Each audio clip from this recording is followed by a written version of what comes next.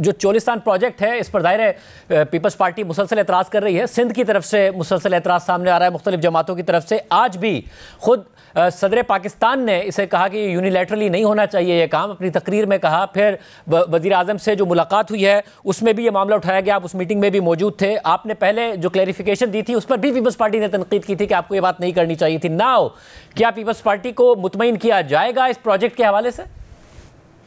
जी, peoples party हमारी इत्तेहादी जमात है और हुकूमत में वो कोalition पार्टनर के तौर पे तमाम अहम फ़ैसलों में हम उनके साथ मुशावरत करते हैं। और जैसे कि आज सदर मुमलिकत ने भी कहा और मैं इस बात पे वजाहत करना चाहता हूँ कि हुकूमत हमेशा हद्दुल वसा कोशिश करती है कि वो अपने तमाम हलीफ जमातों के साथ मुशावरत से कौमी फ़ैसला साजी करे। और इस अहम मसले के ऊपर भी हम इंशाल्लाह उनके साथ मुशावरत करेंगे, उन्हें एतमाद में लेंगे। लेकिन एक बात मैं बहुत वाज़ेह तौर पर कहना चाहता हूँ कि पाकिस्तान में एक आइन है, पाकिस्तान में उस आइन की निगरानी करने वाले इदारे मौजूद हैं और वो आइनी फ्रेमवर्क इस बात की मजबूत गारंटी फराहम करता है कि कोई सूबा किसी दूसरे सूबे के पानी का एक कतरा भी ना ले सके, गसब कर सके। लिहाजा इस किस्म का कोई इम्कान नहीं है कि सूबा सिंध का एक कतरा हिस्सा भी पानी पंजाब या कोई और सूबा ले सकता है। इसके लिए पाकिस्तान का वफाकी निज़ाम, पाकिस्तान का आइनी मैकेनिज़्म और पाकिस्तान के इदारे मौजूद हैं जो इस बात की निगरानी करेंगे। लिहाजा ये मैं समझता हूँ कि चंद सियासतदान जो इस वक्त मेन स्ट्रीम से बाहर हैं, नाकाम हैं, वो अपनी सिर्फ सियासत चमकाने के लिए इस इशू को हवा दे रहे हैं, वरना ऐसी कोई बात नहीं कि सिंध के पानी पर किसी की नज़र है या कोई सिंध के पानी को गसब करना चाहता है। वैसा पीपल्स पार्टी तो मेन स्ट्रीम से बाहर नहीं है और सदर इस वक्त आसिफ अली जरदारी साहब हैं, बहुत ज़्यादा मेन स्ट्रीम है। उसके बावजूद अगर पीपल्स पार्टी एतराज़ कर रही है और पीपल्स पार्टी ये कह रही है कि 3 खतूत लिखे हैं, जब आप आईनी फ्रेमवर्क की बात करते हैं उसके तहत काउंसिल ऑफ कॉमन इंटरेस्ट का इजलास हो, वो कह रहे 3 खतूत लिखे हैं वज़ीर आज़म को, वज़ीर आला सिंध ने, मगर वो इजलास ही नहीं बुलाया जा रहा है कि उसमें ये मामला डिस्कस किया जाए। जी, आज इस बात की वज़ीर आज़म ने उन्हें यकीन दहानी कराई है कि उन्हें एतमाद में लेकर कोई ऐसा फ़ैसला नहीं किया जाएगा जो सूबा सिंध के मफाद के ख़िलाफ़ हो और पाकिस्तान के वफाक के ख़िलाफ़ हो। लिहाजा मैं समझता हूँ कि ये, जैसे मैंने कहा कि पीपल्स पार्टी अगर इस इशू को उठा रही है तो उसकी वजह यह है कि उसके अपने सूबे सिंध के अंदर इसको हवा दी जा रही है और इस मसले को बेजा उठाया जा रहा है। तो लिहाजा वो उस इशू को नज़रअंदाज नहीं कर सकती, उसे भी इस पर मौक़िफ़ देना ज़रूरी है और इस बात की वजाहत करना ज़रूरी है कि वो सिंध के मफादात की निगरानी कर रही है।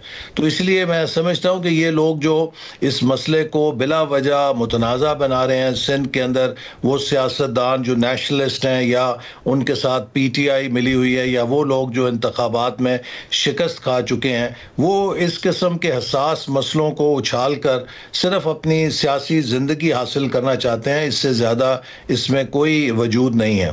मगर अब मसला यह है कि पहले ही बिलावल भुट्टो ज़रदारी साहब भी एतराज़ कर रहे हैं कि पहले ही जो 1991 का मुआहदा है उसके तहत पानी नहीं आ रहा है, इरसा को बार बार अंडरमाइन किया जा रहा है। जो सिंध का शेयर है वो नंबर भी मुख्तलिफ दे रहे हैं कि वो पहले ही कम हो गया है। जो 1976 से 1998 में पानी आता था, क्लाइमेट चेंजेस और दीगर असबाब की वजह से 1999 से 2023 के जो 25 साल हैं उसमें बहुत कम पानी सिंध को मिल रहा है। सिंध में पहले ही प्रॉब्लम हो रहा है और अगर आप ये कैनाल निकालेंगे तो सिंध का पर इम्पैक्ट आएगा ही आएगा। देखिए, ये इस बात की अहमियत को उजागर करता है कि पाकिस्तान क्लाइमेट चेंज से मुतासर मुल्क है, जहाँ पर हमें कुछ सालों में फ्लड्स का सामना करना पड़ेगा, जहाँ पानी बहुत ज़्यादा आके सैलाब की सूरत में तबाही करेगा। वहाँ पर ऐसे साल भी होंगे जब खुश्क साली के साल होंगे और यही बात इस बात की तकाजा करता है कि हम अपने पानी के वसाइल को ज़ख़ीरा करने की सलाहियत को बढ़ाएँ। और दियामीर भाषा डैम इस हवाले से हमारे लिए बड़ा अहम है कि उसमें 6 मिलियन एकड़ फीट पानी का ज़ख़ीरा करने की हमें सलाहियत दस्तयाब होगी, जिससे हमारे पास पानी का रिजर्वायर बढ़ेगा।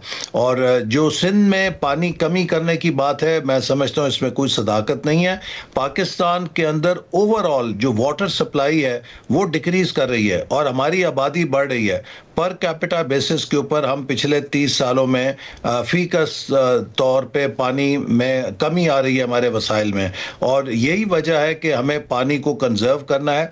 अब उस पानी का जो पूरा एनवलप अगर डिक्रीज कर रहा है तो उसका असर तमाम सूबों के ऊपर पड़ रहा है, उसका असर किसी एक सूबे पे नहीं पड़ा। जितना भी पानी पाकिस्तान को मिलता है, चाहे ज़्यादा हो चाहे कम हो, उसकी तकसीम का एक फार्मूला है और उस फार्मूले के तहत वो तमाम सूबों के अंदर तकसीम हो जाता है।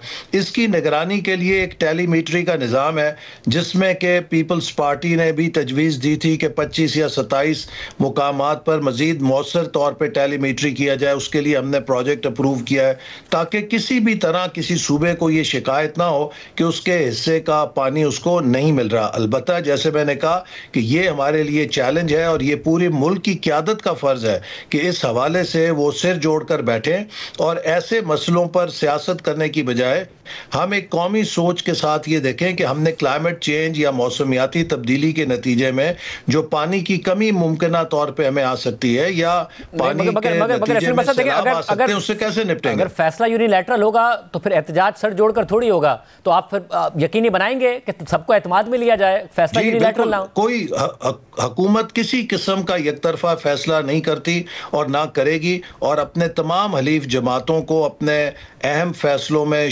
शामिल करती है और आइंदा भी शामिल करेगी, और हम कोई ऐसा फैसला नहीं करेंगे जिससे पाकिस्तान के वफाक की बुनियाद कमज़ोर हो।